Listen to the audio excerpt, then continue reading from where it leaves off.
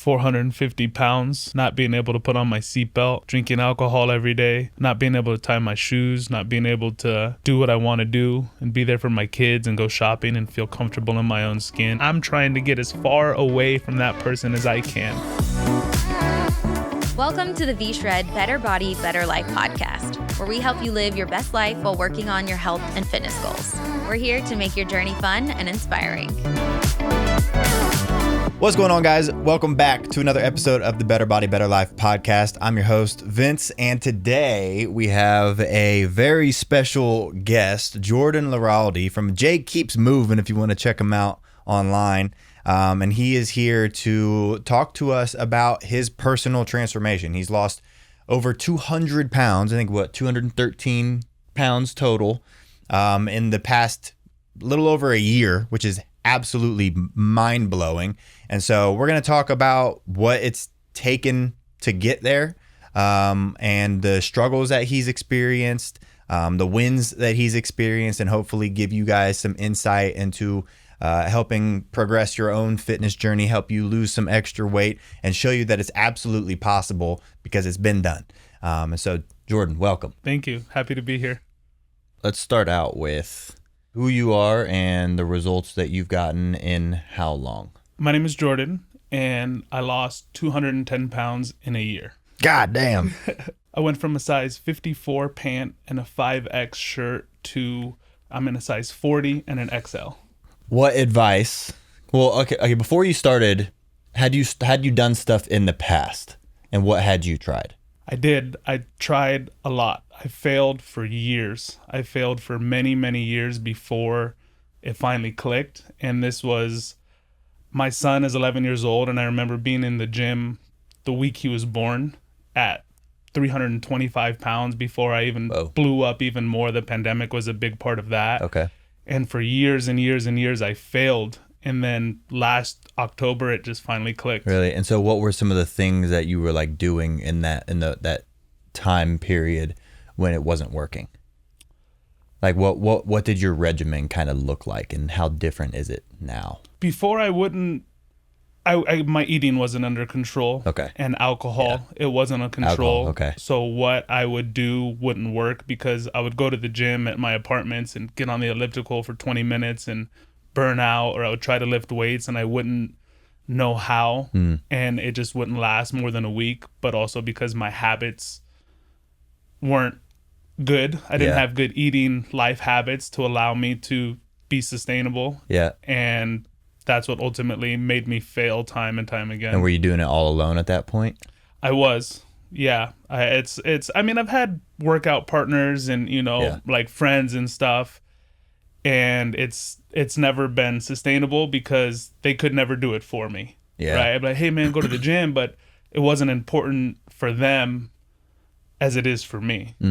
Right. Just in what I wanted to do. Different starting points, you mean? Different starting points, right? Because I was always the big guy, right? My friends were always more in shape, or even just not as excessively big as I was, where I had to really do more than just getting a workout with my friend because I was on a different wavelength. Right? Yeah, exactly. Yeah. And then growing up, were you always on the larger side? Yeah, actually, I remember being 10, 11, 12, and my mom took me to Old Navy to get husky clothes. And I just remember, like, you're a husky, and this is 12 years old.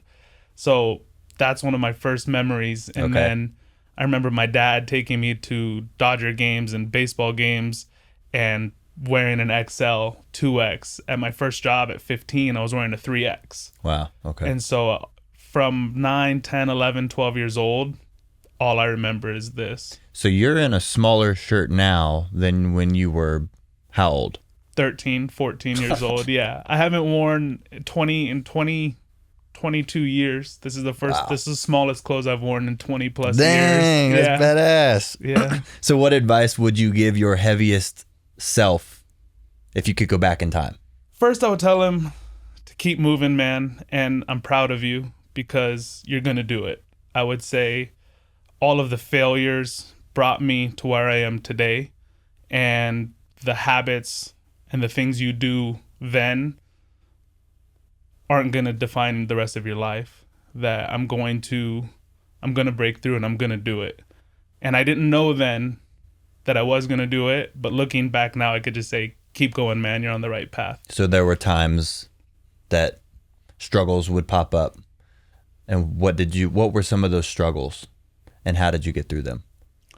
I struggled a lot. I struggled a lot with food addiction and eating for behavioral issues, right? And maybe not behavioral, but eating because I was depressed, eating because I was happy. Every emotional eating. Yeah. Emotional eating was a huge part of it, where I just used food as an outlet. Everybody has their vice. And God gave me, my vice was food. I didn't control it. I didn't think I had control of it, but I would just eat very poorly, like heavy meals, heavy. I was never really big into sweets, but like heavy Roberto's, big plates, pounds of food, where it wasn't good. And I would just keep falling back into that trap where no matter what I would do, I would just always resort to food to handle every emotion. And you were always aware that you needed to stop that. And so what kept you from really stopping that long term? I think just not having the mental strength then, and it was just continuing to build it until I said enough, where I didn't really want it bad enough, but it was always a thought in my mind, and it didn't get worse until after the pandemic when everybody put on a couple pounds. And then it got so out of control that I had to make the change. So you said you were 25 before the pandemic? Yeah. And then when the pandemic hit, what happened? I blew up to like 450 pounds at my heaviest. Wow. And I just kept eating, and I was drinking alcohol, and I didn't have control. And I only was furloughed off of work for about 3 months, but I just kept spiraling. I kept spiraling with the food addiction and the problem, to the point where I just had to make the change. And I got so tired of feeling the way that I felt that I had to. There was no other choice. And how did you feel? I felt miserable. I felt so unhappy in my own skin. I felt so ashamed of myself, more than anybody would ever know, where I would wake up and I would feel miserable because that's not who I wanted to be. There's people who, enjoy it, or not enjoy it. I can't say nobody would ever enjoy it, but there's people who don't want to change. Yeah. And are comfortable. And I was never comfortable with myself. And I wanted to be better for myself, and most importantly for my kids. And so, bridging off of that, what role how many kids do you have? I have 2 kids. 2 kids. Yeah. And how old are they? 11. My son is 11, and my daughter is 7. Okay. And what role in this did they play? A huge role. When I started, my first 2 reasons, I had 4 reasons, 2 personal and 2 were my kids. Okay. Personal reasons were small things. I wanted to wear nice clothes and feel comfortable. I want to ride roller coasters, but my 7-year-old daughter is my princess, and I need to walk her down the aisle. I need to be there for her, and if I don't do that, I'm a failure. And my son is powerful. Thank you, man. My son is 11, and I got him into sports. He's playing baseball, and no matter what he wants to do, I need to be there to support him. All the kids now, they want to be YouTubers and be on social media, right? But I need to be there to guide him and to coach him and to give him the guidance that, my dad gave me. My dad was a huge part of my life, and he passed away in 2008, but he was always there for me. No matter how much my dad struggled, he was that guy in my life that to this day I look up to him. Like, he led me on the right path, and I need to do that for my kids. And so the changes that you've made, has that kind of rubbed off on them at all? Like the foods that you're eating, the workouts that you're doing, like have you noticed that like occasionally we'll hear, and sometimes no, but occasionally we'll hear that like the kids start joining in on some workouts, or they want to try the healthier meals, and sometimes that's not the case because they're kids, Has that been the case for you at all? It has. My daughter more so. My princess, she's 7. My son is 11, about to be 12, and so he's starting to go through that phase, right? He's starting to mature and just whatever, dad, He's becoming too cool. Yeah, he's developing into his own self, right? But it does. I could tell that my, even so much as drinking sugar-free drinks or choosing healthier options or limiting the fast food. And I don't want to limit them 100% because they deserve to be kids. Right. Right. I buy them a Happy Meal occasionally. When there's things because they deserve that. And I don't want them to suffer. But even like my daughter, especially, she last night, I do push-ups every day. And she's like, I'm in my room doing push-ups and she comes in and she's like, oh, Daddy, you're doing push-ups as soon as I walk in. I could do them too. Watch, I'm getting better. And she knocked out 10 push-ups. Wow. And she's 7. That's cool. And knowing that just leading them by example is the most important thing I can do. Yeah.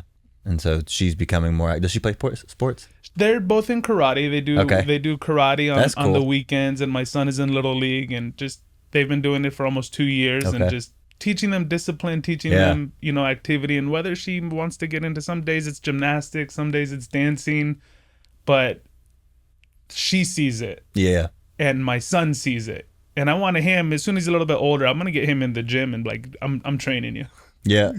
And I want him, because to play sports, he needs to be active. And so he's in 6th grade. He needs to get in there, and I'm going to train him up too. That's awesome.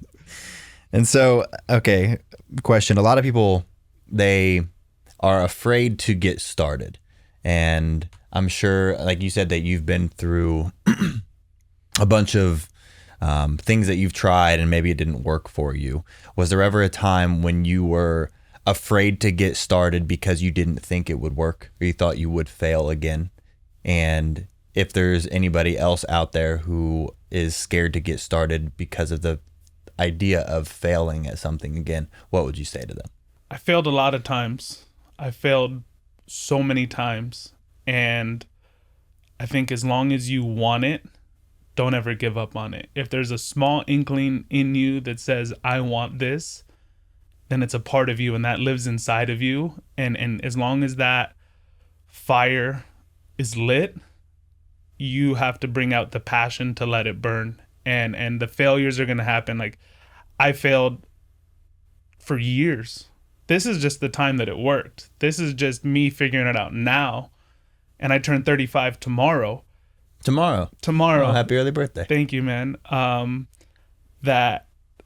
people think 34, 35 is old, but no, that you could start 30, 40, 50, 60 years old. If you want it, you can do it. Don't be afraid of the failure. And it becomes even more important. And it becomes, and health is important. The older we get, the more important it is. Yeah. Because I don't want to be the one and, I'm 30 and 40 and my back hurts and my bones hurt. No, there's people out there thriving, 50, 60 years old, in the best shape of their life, living their best life. And I want to do that. And so if you want it, whether it's to lose weight, to build muscle, to get healthy, I think keep that in the forefront of your mind and don't stop until you do it. And are there any like mental tricks or tips that you would have for the days where they don't feel the motivation, the days that you struggled? Because like obviously everybody has those days where it's like, I feel good, got good sleep, I want to work out today, I want to make good decisions, and then there's days where you don't. On those days, how did you push through? Discipline. Discipline over motivation. And it's wanting it so bad that nothing was going to stop me. That my mindset was made up. My mind was made up to the point where I could not be altered. And for the last year, that's where I've been, where I can't be phased in terms of the trajectory that I want to put myself on. And especially since I started your program, it's been just laser focused. And so the discipline day to day where I don't even want to sacrifice it. I don't want to give it up because it feels too good to feel good right now. Like I feel amazing, and I could eat some junk or a little bit and it's not going to kill me. Yeah. But I just feel so happy with the way I am and knowing that I don't need it. I'm just locked in. Question, when did you actually start the journey? Like the successful journey? When was the beginning? October 10th, 2023. Wow, okay. It was a year and 14 days ago. Wow. And we were at a reggae festival. Jovan was there, and we were with my friends, and we were at a festival, and that's my happy place. I love concerts. I love going out. I love being active and doing things. I like to live a social life, and we were there, and one of our good friends was there, and he had a booth, and he was there with his wife, and was like, I'm gonna do a fitness plan starting on Tuesday. He said that. He said it. Just him and his wife, just randomly. I'm gonna start this challenge on Tuesday. Okay. And I said, I'm in. And at that moment, I didn't know it. I was gonna say, did you know what you were gonna get I didn't into? know it. I didn't know it, right? And I don't know if this is. It was 75 hard. I don't know if. So Tuesday, and I locked in. This was a Sunday night, the 8th. Okay. And then Monday happened, and I said, I'm gonna have my last drink, my last hurrah. And I did. I had an alcoholic beverage and ate like crap. Okay. And then that Tuesday, I locked in, and I didn't look back. Since that Tuesday, I haven't looked back. Wow. And I just pushed through mentally, and that was the biggest thing. And so what were the struggles in the very beginning? What was the hardest part? Every single day was a challenge, especially for the first 3 to 4 weeks, because I went cold turkey. I cut out added sugar. I cut out processed foods. I cut out alcohol and like 80% of carbs to start. Wow. Right. At 450 pounds, I had a mentality where I said, I felt like a bear. I was like, if I could eat this much, and bears hibernate for the winter, I have enough stored fat to survive off of for a couple weeks, right? And I wouldn't be depriving myself, but I'd wake up and I would just eat natural foods, and I cut myself completely cold turkey short of all of those things for the first 3 to 4 weeks, and I had headaches and really? Kind of I felt it. Yeah. But I started to see some weight fall off. And for the first 3 months, it was just straight discipline and battling through how I felt, because how I wanted to feel was more important. The decision that you made that day to join him on that program, why hadn't you made that sooner? And what was like the switch inside you that was like, yes, I'm in? Was it the alcohol speaking?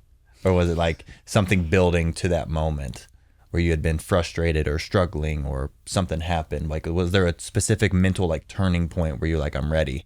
Or was it just kind of like this thing? Because like, it's funny, people ask me all the time like how we like started like VSHRED, right? And really how it started was, it was our now CEO's idea, and he came to me and he was like, hey, do you want to make a fitness program? And I was like, sure. Had no clue what I was getting into. No clue it'd be this big. No clue. Had no idea what it would even look like. And so for me, it was like, it wasn't like this thing that built for years where I was like, I know I want to be a fitness influencer and I want to build a big brand. I know I wanted to make an impact, but it was really just him saying, hey, you want to do that? I was like, sure. Was it like that? Or was there like a build up to that moment and you were like, yes, this is what I need? Internally, there was a big build up. Okay. On the outside looking in, maybe you couldn't see it because of my habits and just because of the way I was living my life. But internally, it was building, and it was building to the point where I couldn't put on my seatbelt. I couldn't tie my shoes. I could barely get out of bed. You know, I couldn't. I remember being in the grocery store, and a group of guys were like muttering to themselves, how could he get so fat? Wow. And it just killed me. And it just, I was so done with myself that, you know, and concerts and music are my happy place. So I'm there trying to be happy, but so uncomfortable in my own skin that at that moment, I didn't know. I didn't know that it would lead me, especially to here. I had zero idea, right? That it would take me to where I am today and just feeling good, feeling healthy. I had no idea, but I knew that I wanted it because of how I felt inside and how miserable I really was. So it was a culmination of me internally and just stepping out of my shoes and seeing myself and how other people perceive me in a grocery store. I said enough. I had to change. What would you call rock bottom for you? 450 pounds, not being able to put on my seatbelt, drinking alcohol every day, not being able to tie my shoes, not being able to do what I want to do and be there for my kids and go shopping and feel comfortable in my own skin, and just being so miserable internally that there was no other option than to go up. That's what I would think rock bottom is. And was it overwhelming to think about how far you had to go? It was. I didn't really realize it or process. It started off as I need to lose weight, and to this point today, now it's like I want to get shredded. I couldn't have imagined that in a year, that's the dynamic would shift from a weight loss journey to a I want to look good and feel good journey, right? And it was a little bit intimidating at first because I knew I had a big load in front of me. Yeah. But I also know myself, and I know I'm determined, and I know that at any given point I want to be the hardest worker in the room, and I am the hardest worker in the room, and I need to do it for myself. And so I just put my head down and didn't give up. And what do you say to somebody else who is at rock bottom right now, who feels overwhelmed by the thought of all that's going to go into getting started? You just have to start. It's hard, and there's going to be a lot of failures, but as long as you want it inside, and as long as, like I said, that fire is burning inside of you to change, to want to change, you have to do it. And whether it's with support, whether you have a friend who's like, hey, I'm going to start a challenge, or your spouse or your kids, or however you can get support, it's great. But at the end of the day, it has to come from you internally, and you have to be the one. You have to want it, right? And so as long as you want it, you can do it. And I hope to be an example for somebody to do that. And I don't expect anybody to do my transformation, which is kind of, I'm realizing now it's kind of crazy to lose the amount of weight I did in a year, right? But it just feels natural to me. But I don't expect anybody to see my progress and be like, wow, I can do that. But you can do it if you wanted to. Yeah.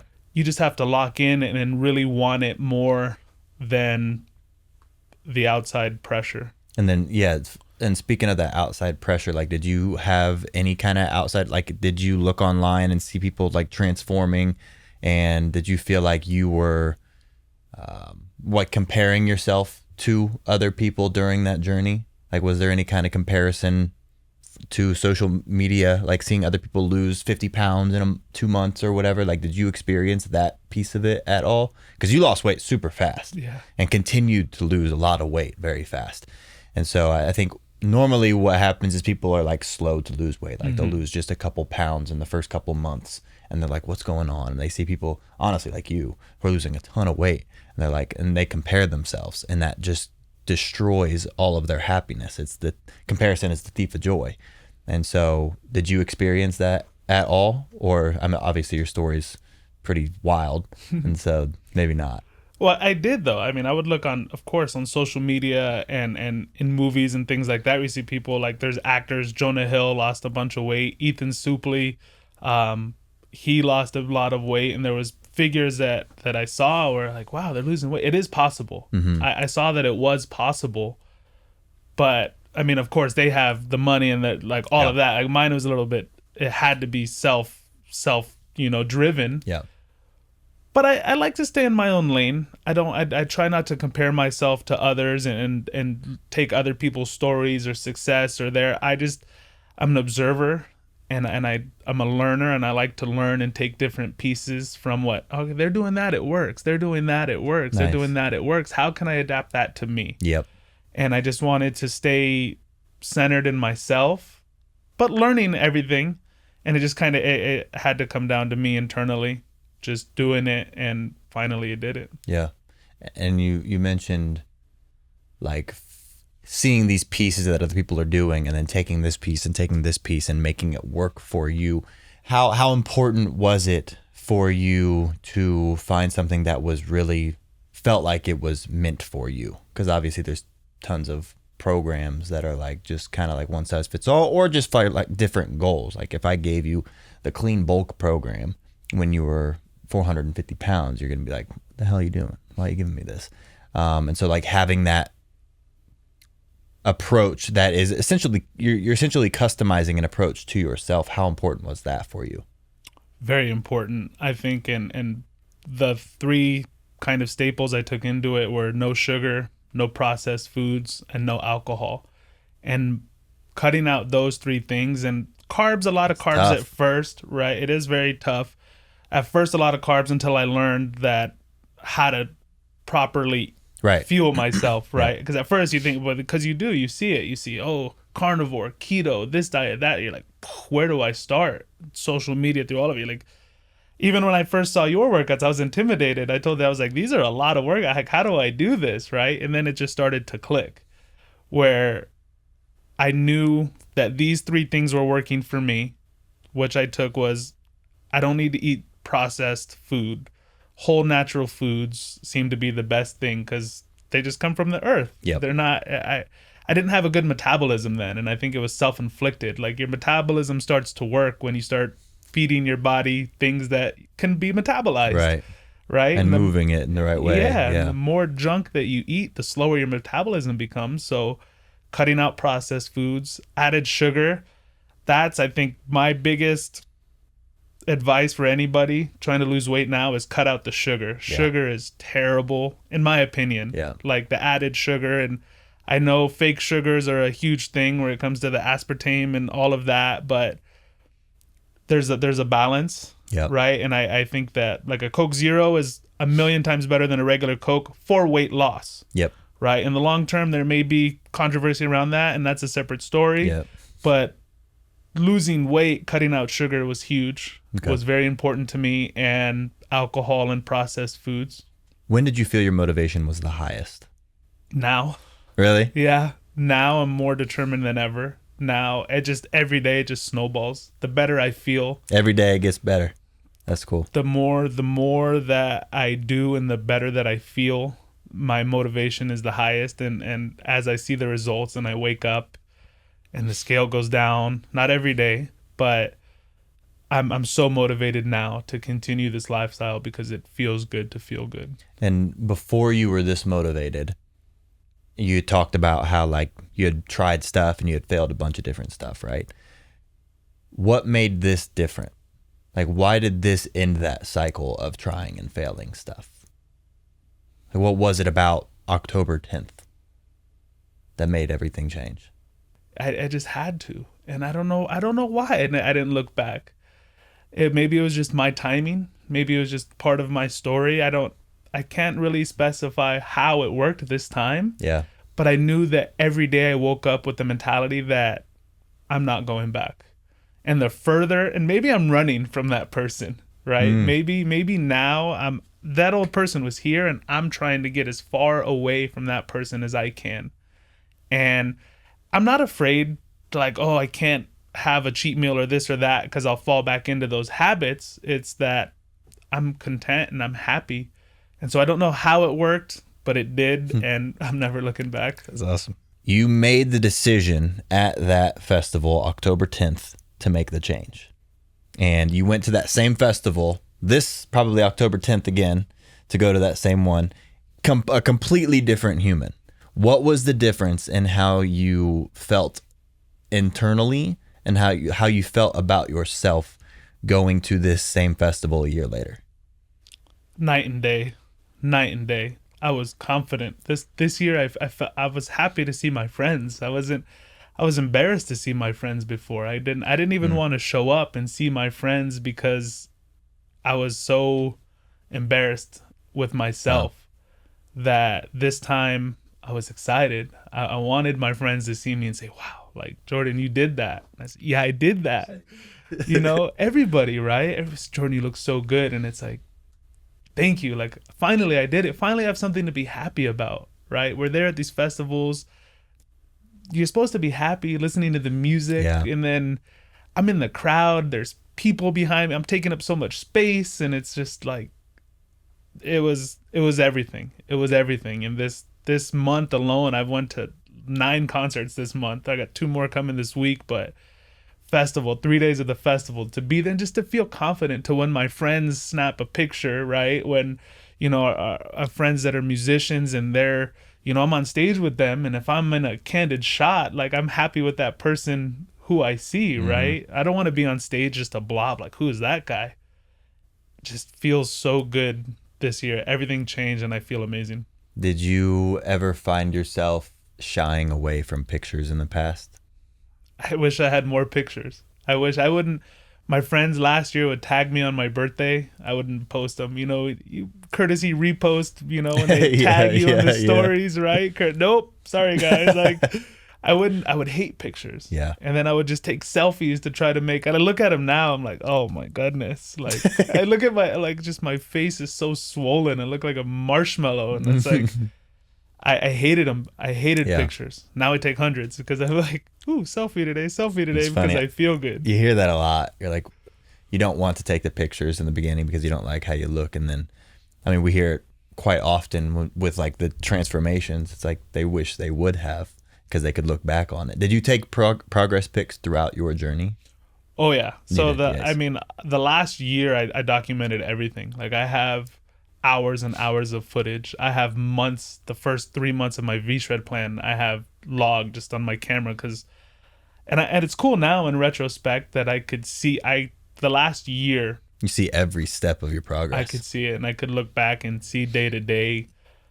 I remember that day. I started running up a hill in my neighborhood that was like 0.2 miles long, right? And now I'm running laps around it.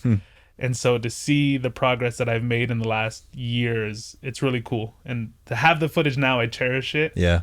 I wish I had some more, maybe for content back in the day, the transformation, right? Yeah. To not recycle the same footage, but yeah. That's cool. Were there any specific moments that you wanted to give up over the past year? Not this time. Not this time.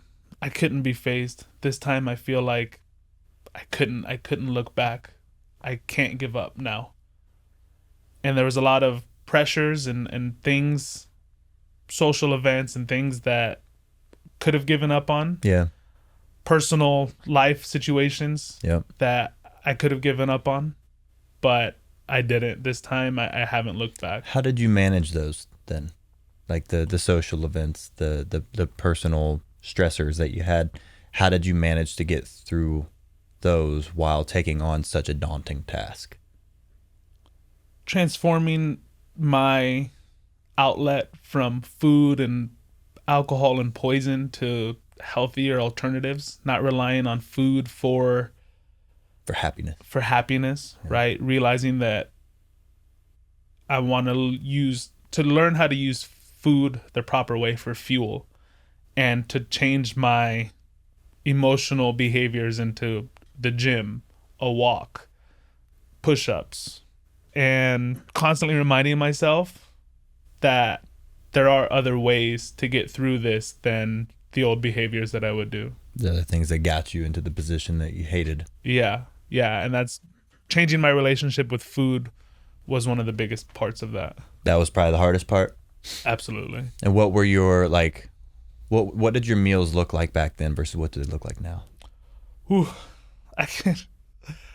Man, what I would eat before, I don't want to say an average day because I feel like, and I could be wrong about this, correct me if so, that there was no like average day. No. Like, because like you're probably without, like I've noticed in myself when I don't have my routine in place, my shit's all over the place. Yeah. You know? And so I assume it's this similar, like the foods that you're eating are kind of from anywhere and everywhere, and it's just a bunch of crap. And so like, just walk us through like what you would call like a bad day.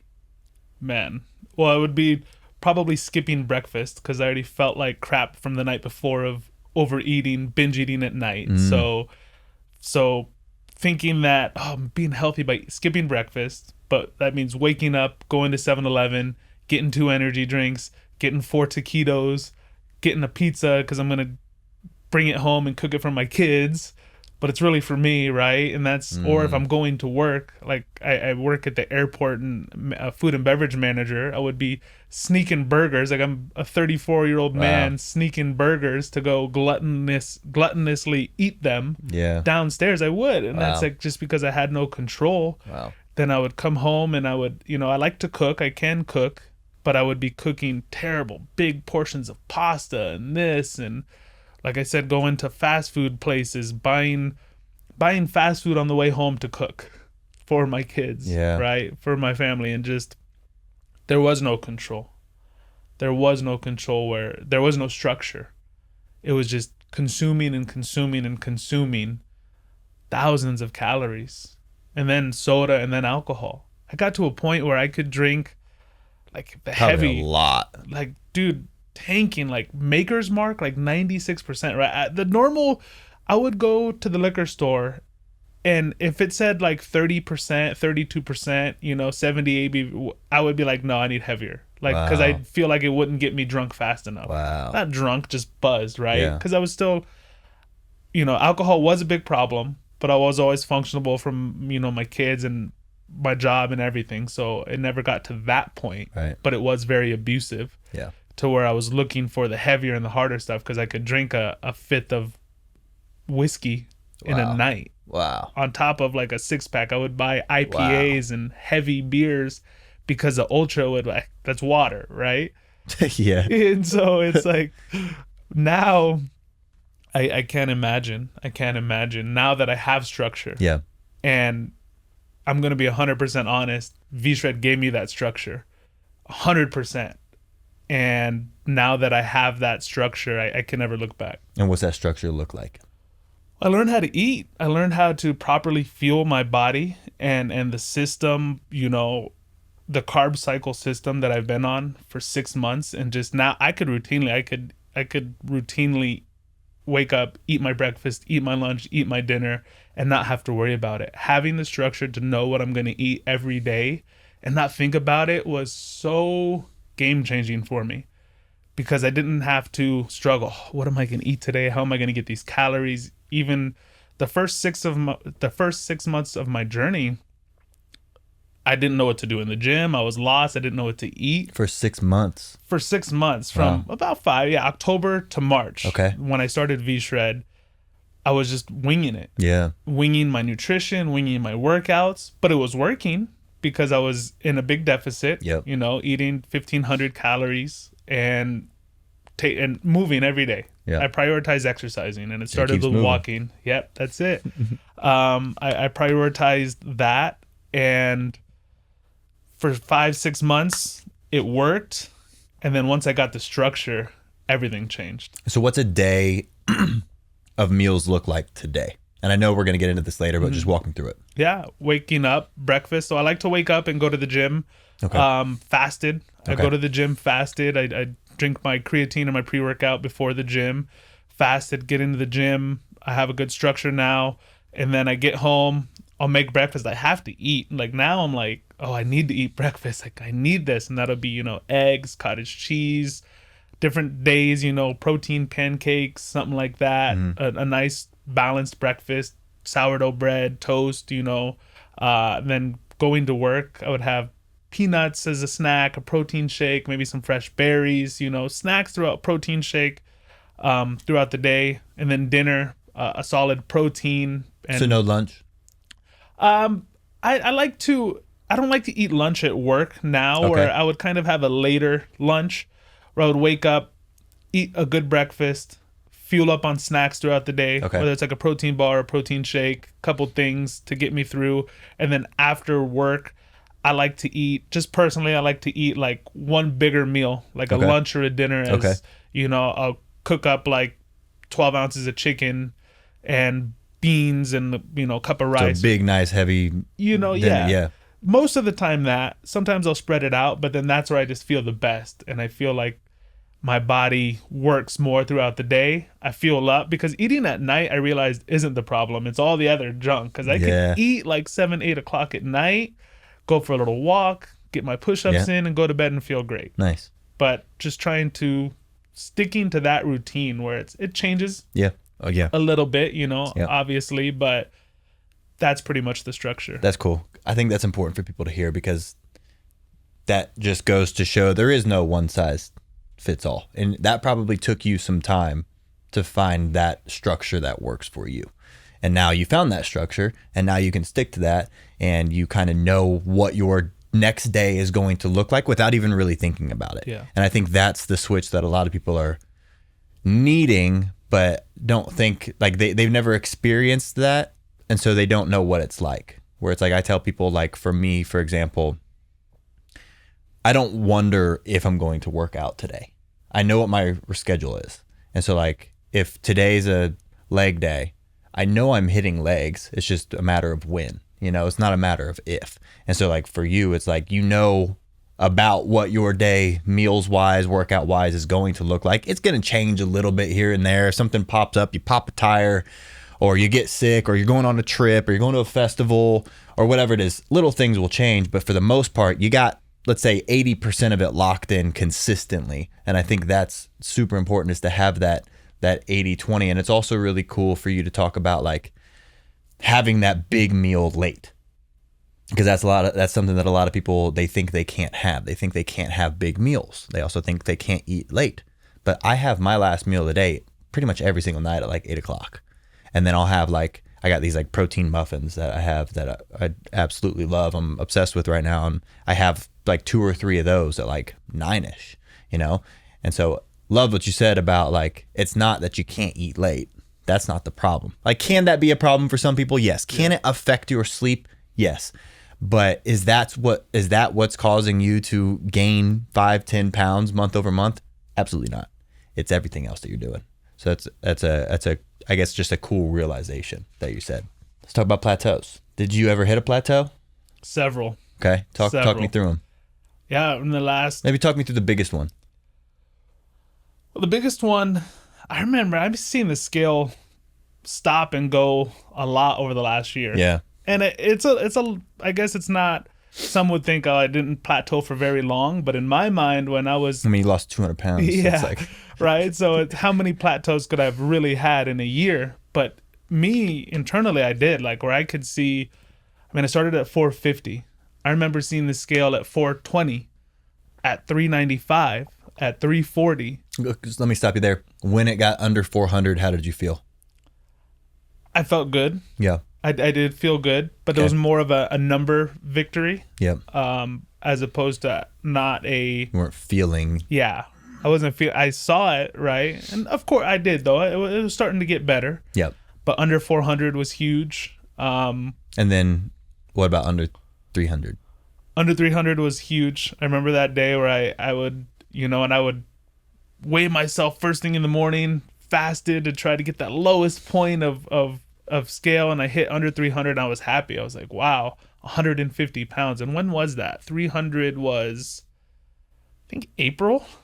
Because I started VSHRED in March, and I was 318 when I started VSHRED. Okay. And so I think, April, when I got under 300, it felt really good.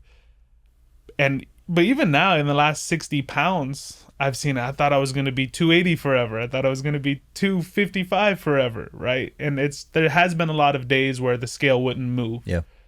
And I just didn't give up. I didn't give up, and I knew that it eventually was going to move, because it's just how life works. Yeah. It's going to get better. If you stay the course, yep, you're going to break through. Yeah. So the consistency. Yeah. Yeah. Just not giving up on myself and knowing that I didn't lose weight today. I'm going to go eat a cheeseburger. I didn't. Yeah. And so actually that's a good thing to bring up.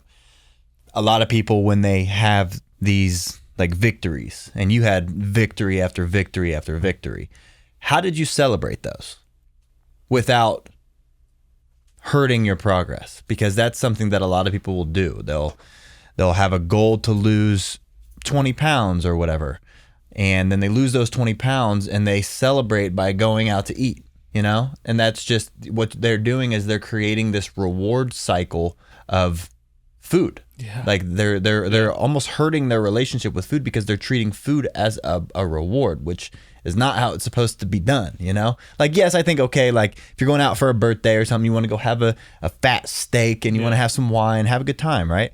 But like, if you drink a gallon of water today and you're happy about that, don't go order a cheeseburger because you did good. Yeah. How did you celebrate those victories? I guess I celebrated them in other ways. Okay, yeah. By like, I like to go out and do things. I went to Formula One, the NBA in-season tournament, NASCAR, concerts, anything I could think of, that's how I celebrated. Nice. And what I enjoyed the most was going to those and not succumbing to the pressure. I would bring my bag of almonds. Like, Jordan, how do you do it? I have my almonds at a concert right now because I'm so locked in, and it feels good. Every day has been a victory for me because I'm not that person I was. And, you know, even I've only had, I'm not going to lie, 100% on my kids. I've had one bite of cake, and that was my 1 year anniversary. I had a little bundt cake and I had a bite of it and I said, I'm good. Really? Yeah, I said, I'm good. Wow. Just because I don't want it. Yeah. Every day is just such a victory for me where I don't want to go back. And I kind of, now I like it. Now maybe I could be that guy who never eats fast food again. Maybe, you know? That's cool. It just... Could you imagine yourself a year and a half ago saying that? Truly believing that too? No, I could never, right? And now part of the thing that keeps me motivated is wanting to turn fitness and motivation into my life. Yeah. I want this to be, there's something calling me where maybe, and I was thinking about it this morning, maybe this is part of my story.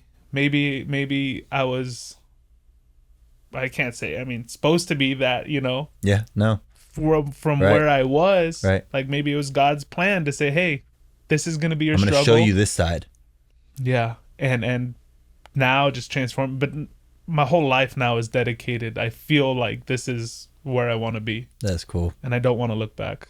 That's really cool. I remember 10 years ago, yeah, right when my son was born, my friend took us to a Rebels game at the Thomas and Mack. And those nosebleeds there, they're thin, man. Chairs are small and couldn't fit into chairs. Would only look for aisle seats. Wow. I wouldn't, you know, wouldn't fly. I wouldn't want to fly. Just wouldn't fly. I mean, I flew to New York to see my brother a couple years ago, and that was it. But I would plan everything around my size. I would strategically not. Yeah, I would still want to go, but I would like floor seats or aisle, or I guess I'm not going. Wow. And just because I would feel so uncomfortable. And now that feels good to just, I want to sit here. I want to sit there, right? Not have to worry about it at all.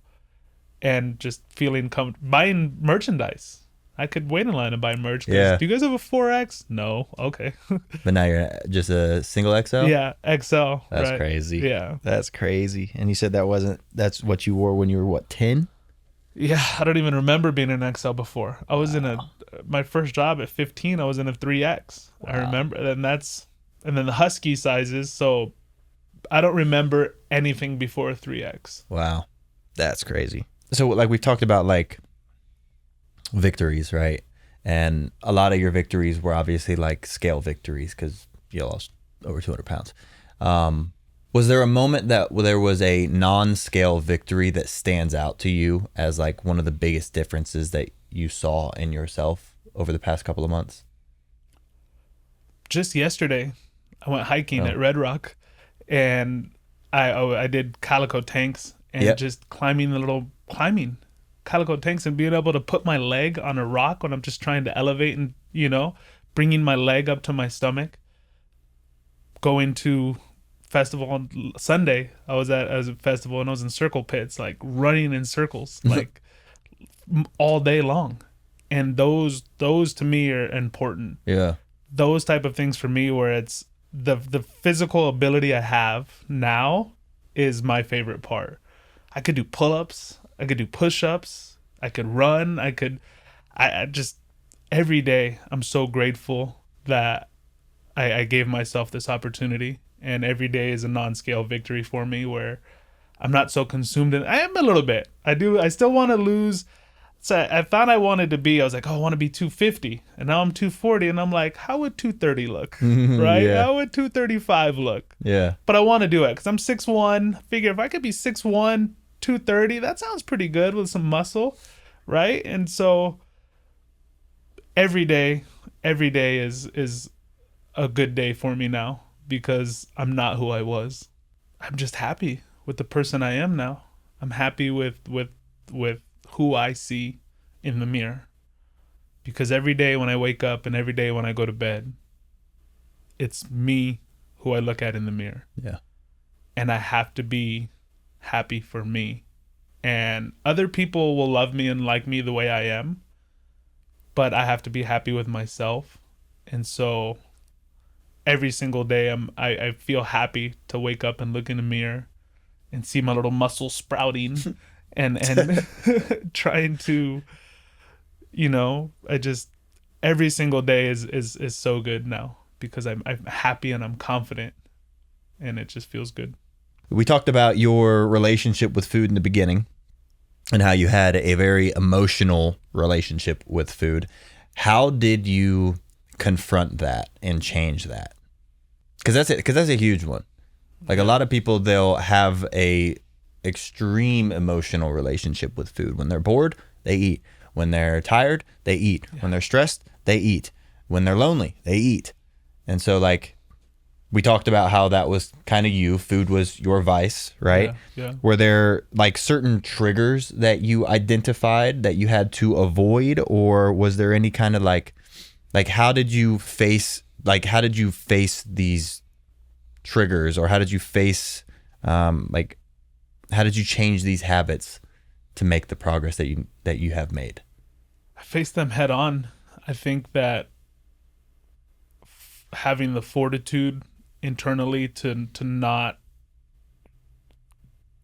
give up and go back to my old ways, where I have to make a conscious decision every day. Still to this day, it's a conscious decision that I have to make the right decision. Yeah. I mean, it's an easier decision now, right? But I have to. I mean, but you have to be intentional about it. Yeah. I could wake up today and I could have this and easily fall back into that path. It's knowing what I want every day, and I'm goal oriented and setting a goal.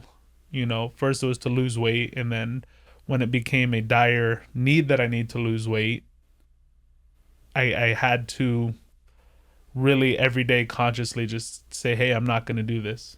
In that moment when I can resort to this, I'm having a bad day, I'm not going to resort to food. I am not going to eat the fast food. I am not going to give up. I would get fast food before I got home from work and then go home and eat. And now it's like I would rather be hungry and wait to go home and cook my proper nutrition. But it took a lot of time for me to get there, for sure. It took me a year. Yeah. More than a year. Not more than a year, obviously, but it took me more than from the very first try. Oh, yeah. It's been years. Absolutely. Yeah. Absolutely. And so just knowing internally now that I have to do it and there's no looking back, and it's a decision every day that I need to make, and I do make the decision, and that's where progress is made, is by staying disciplined and not giving into what you want and doing what you need. That's cool. So let's talk a little bit about balance, because the two sides of it are going to be being disciplined, but then also being compassionate with yourself.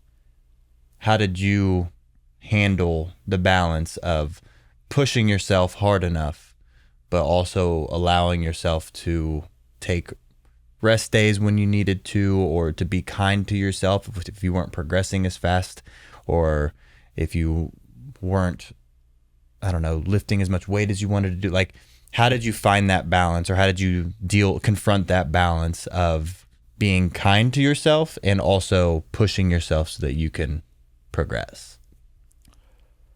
Well, I think I learned that being kind to myself is eating healthy and consuming healthiness and just what I fuel my body with is how I'm kind to myself, and pushing myself physically is the other component. So I feel like because I am kind to myself in terms of what I eat and what I put in my body, it allows me to push myself. That I know that really one has to go with the other. I don't think I would make as much progress in the gym if I wasn't feeling myself properly. I wouldn't have the energy. I wouldn't it'd feel lethargic, and it just wouldn't work. I think now, because I consistently am good to myself, I wasn't good to myself for so long. That's the old habits, was not being gentle to myself. And now, I mean, if there's a lot of people are going to need a balance where you need to have the cheat meal. Yep. You need to have the little something, and that's 100% okay. I think that as long as you can control it, you should never deprive yourself. If you need to have this, or else it's going to send you into a fritz and you're just going to lose all your progress, do that. But I guess I'm different, where I don't need that. Built different.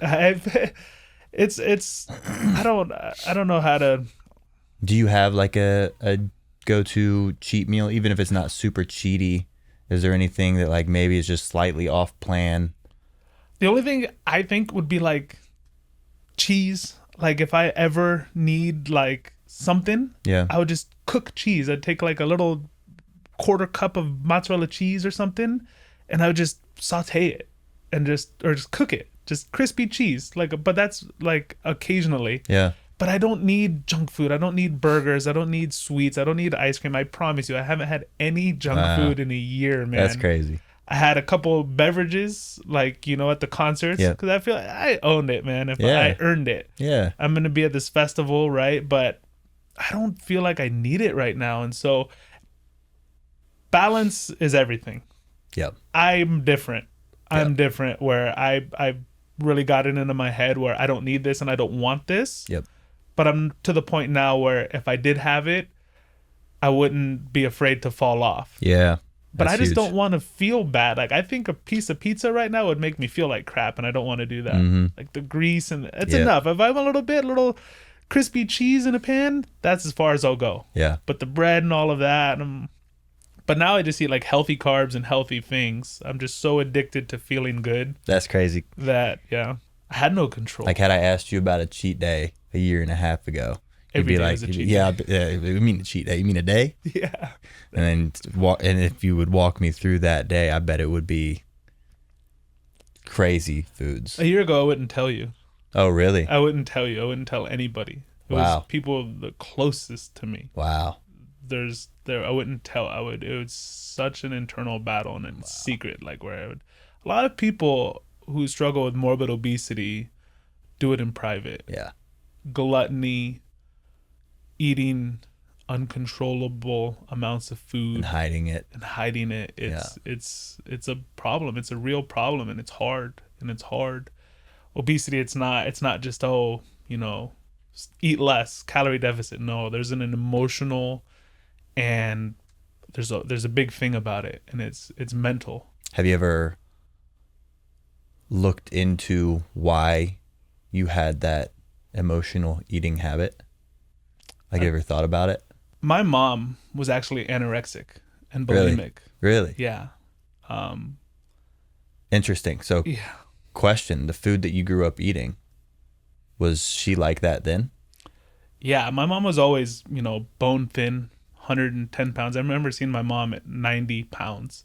Wow. And so she went to a rehab, a women's eating disorder clinic. She struggled with addiction and other things also. But her husband at the time put her in Wickenburg, Arizona, in a women's eating clinic. Wow. Right? And we went to visit her. I was 12 years old.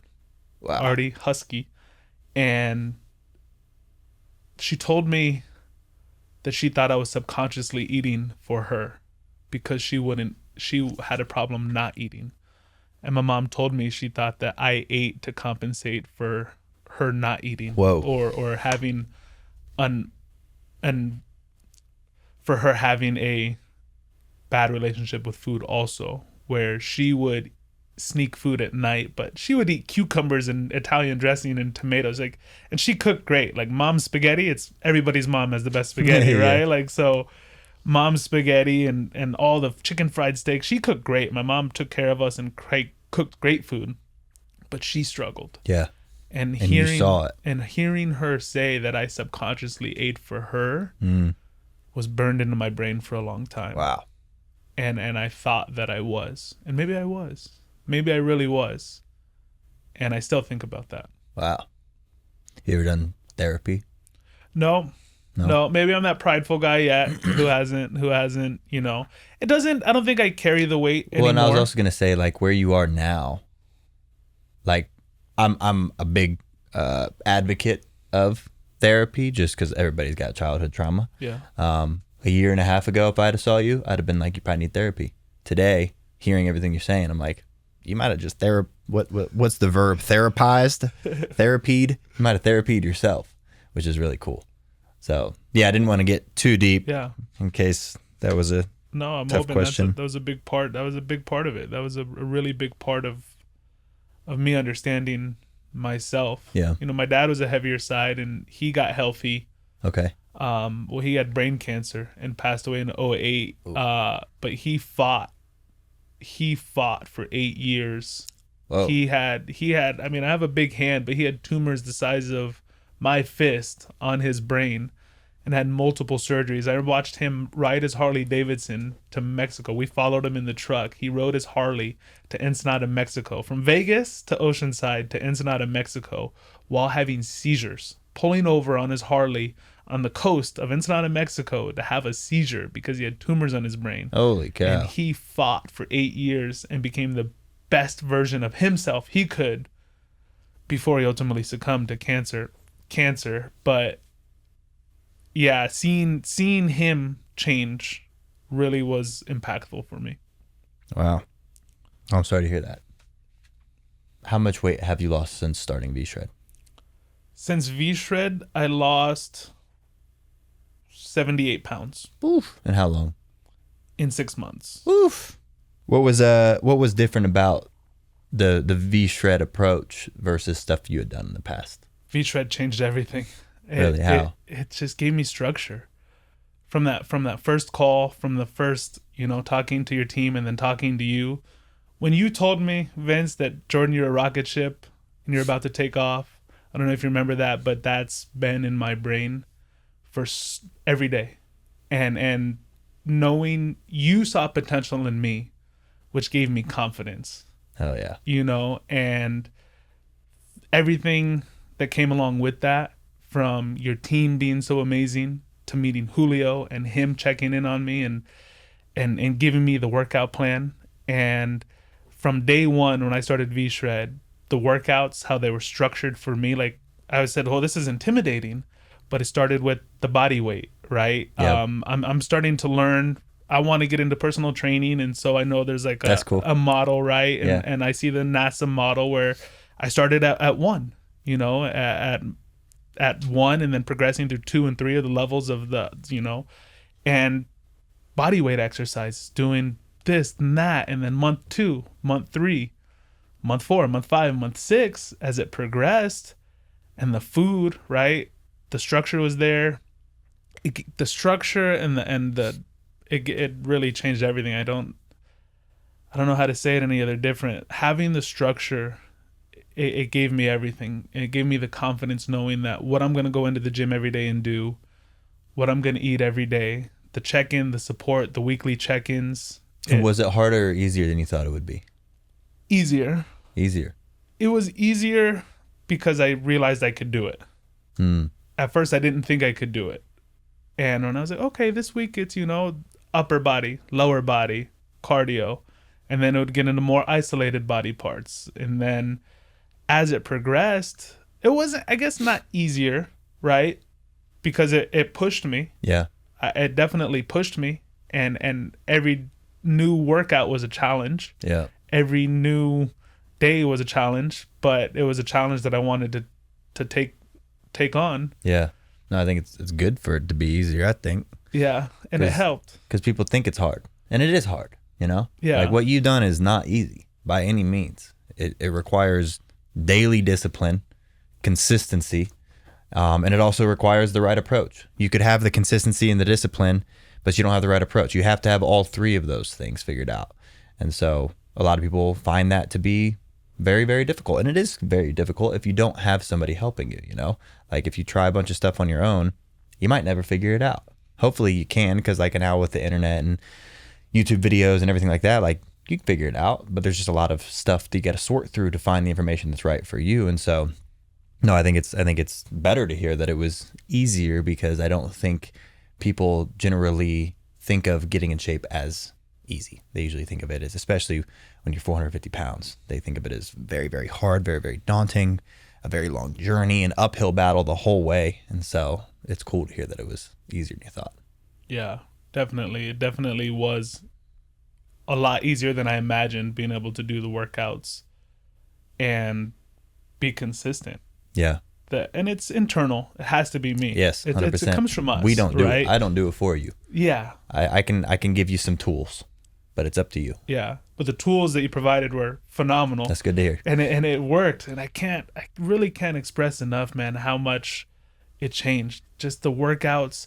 If it wasn't for VSHRED, I would not be, because I have muscle now, and that's where it's like I feel strong. Yeah. I'm starting to feel my body, like little chest pecs over here, little this and that. I'm like, okay, I feel it. People are like, Jordan, your forearms a little popping. I'm like, I know, VSHRED. But it works. The structure, it works. It's so phenomenal. That's cool. What does, I guess, Jay Keeps Moving really mean to you? Jay Keeps Moving. I am Jordan. Jay Keeps Moving. And it started off as just my social media outlet to hold myself accountable, right? Document it. My buddy's like, dude, you got to document it. Like, get on there, right? And my buddy's a social media master, 2 accounts, 150K, whatever, building from scratch. And he's like, start documenting it. So what's the name? Jay Keeps Moving. And then not slowly, right off the bat, it turned into keep moving is my mantra. Yeah. And I developed a keep moving mentality. That the keep moving mentality is no matter what, you have to keep moving. Physically in life, you have to move. Every day you have to get exercise. Yeah. Right? If you go through heartbreak, you have to keep moving. You can't stay and dwell in that place forever. Yeah. Anything you do in life, the purpose of life, you can't get stagnant. You can't sit still. And keep moving is part of my life where I want to turn fitness into my life. I want to lead people through keep moving. Fitness is a dream of mine to want, and you are a huge inspiration to that, to see that it's possible. But I want to target people who need to lose weight and an excessive amount of weight specifically. The bigger, the better. Yeah. But I want to turn my life into a keep moving mentality and help people do what I did and let them know that it's possible. And I think keep moving is just what I adopted. And it starts. People, how do you start, right? Through a brand and through an identity and through a niche and through a targeted audience. And I have that already. I have. And so I just want to make this my life and my career. And I want people That's cool. to get healthy. And I want to show the world now that it's possible. I want to talk to people. I'd love to speak motivationally, to get people moving, to help. I want to give people wristbands in the gym and say, hey, man, I've been there. Keep moving. You could do it. And I just think I want to show people that it's possible. That's crazy. From 450 pounds to now wanting to start a fitness movement. That's super cool. And what would be your last pieces of advice for anybody who wants to make a change and maybe they aren't sure what to do, not sure who to trust, where to start, but they're unhappy? What would you say to somebody who is ready? I'd say if you're ready, you have to start internally for yourself. You have to start for yourself. Maybe a structured plan is something that may be daunting at first, but I recommend to anybody the plan helps, the structure helps. If you're not ready to get there yet, then start on your own, and eventually it'll snowball into more and better. And as the doors open, you see what's possible. But I think I would tell somebody, don't give up on yourself. If you want it and you're ready, make the change. Get your body moving, get your mind right, and just keep moving. I don't know how else to say it really, but just lock in mentally. And if you can, the systems, the supports, VSHRED is amazing to help get you there. for sure. It helped me so much. I couldn't, if I didn't have VSHRED, honestly, I would not even be close to the physical shape I'm in now or mental shape now, because I would be working out inconsistently. I wouldn't know how to have a solid routine. I wouldn't know how to properly fuel myself. And I just would, I mean, eventually I could figure it out, but having that jump start helped so much. So the plan helps, but your drive and you as a person are the leader of that. You got to and do you're the captain of the ship. And you could have your fleet around you, but you're captaining the ship, and you just got to keep moving. That's badass. Well, that's all I got for you guys. I think that was enough motivation and inspiration for the next year for all of us to go kill it. I appreciate you doing this, dude. This was really fun to talk to you, and you are a good speaker. Hearing you say that you want to go do like motivational speaking, I can absolutely see it. And so, I just want to say congrats on all your success, and I'm looking forward to seeing what's next for you. Really appreciate that, Vince. Thank you so much, man, for everything. Now, if you are looking for some extra support and you aren't looking to spend a fortune, you should consider working with one of our VSHRED certified coaches. We'll figure out your macros, we'll figure out your calories, we'll figure out what your custom meal plan will look like. And yes, we'll make sure that it contains your favorite foods.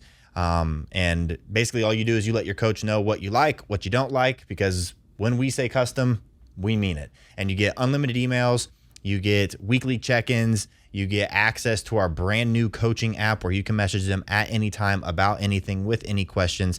Our coaches are here to help you reach your goals, and they care about your success. And so all the details about how it works is in the description down below. So check that out if you want to. But thank you again for tuning in. Until next time. Thanks for tuning in to today's episode of VSHRED's Better Body, Better Life podcast. Whether you're doing one of our programs, taking our supplements, or just doing things on your own, tune in every week for exclusive content with Vince, VSHRED trainers, and special guests as they share valuable tips around motivation, workouts, food, and living a healthier lifestyle. See you next time.